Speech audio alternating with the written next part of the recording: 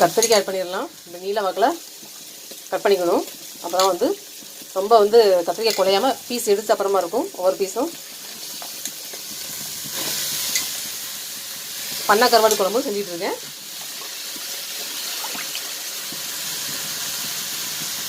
முருங்கைக்காய் ஆட் பண்ணிடலாம்.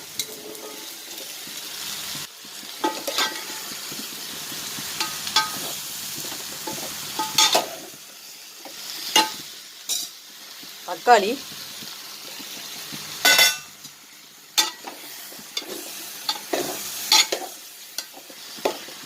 கருவாடு நல்லா உடஞ்சிரும். கருவாடு குழம்புனாலே கருவாடு அப்படி கரைஞ்சிரும் கருவாடு குழம்புலையே.